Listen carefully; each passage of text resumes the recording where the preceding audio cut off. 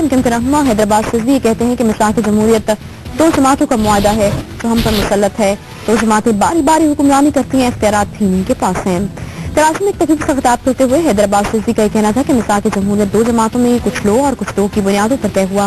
مساق جمہوریت میں صوبوں کے حقوق کی بات نہیں کی گئی. انہوں نے کہا کہ 18ویں ترمیم کی مساق جمہوریت کے تحت ڈیزائن کیا گیا. 18ویں ترمیم کوئی مثالی اور انقلابی ترمیم نہیں ہے. کراچی جہاں متحدہ قومی موومنٹ کے رہنما حیدرآباد رضوی ایک تقریب سے خطاب کر رہے ہیں, اور وہ انتہائی اسلام پرست شخصیت اور ان کی جماعت یا جماعت اسلامی موجود تھی اور ان کے ریپرزینٹیٹو موجود تھے, اور ہم اس طریقے سے متضاد الخیال لوگ تھے.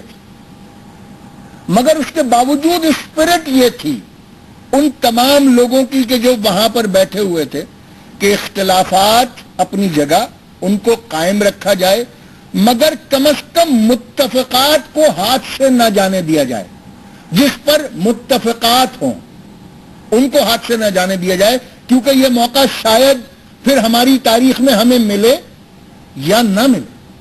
18ویں ترمیم کوئی آئیڈیل ترمیم نہیں ہے, کوئی انقلابی ترمیم نہیں ہے جس سے پاکستان اگر امپلیمنٹ کر بھی دیا جائے گھمرو صاحب تو بالکل تبدیل ہو جائے گا, انقلاب برپا ہو جائے گا. ایسا کچھ نہیں ہے.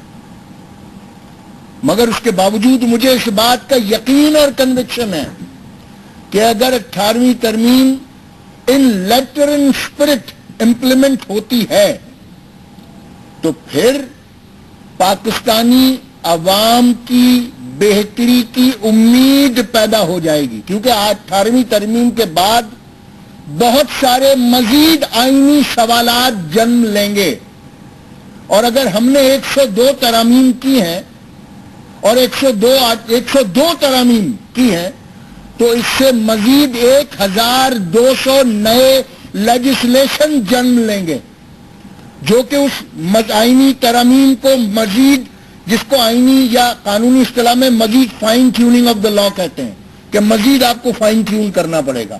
1200 نئے قوانین جنم لیں گے, مگر یہ اس وقت ہوں گے کہ جب یہ 18ویں ترمیم لیٹر ان اسپرٹ میں امپلیمنٹ ہوگی.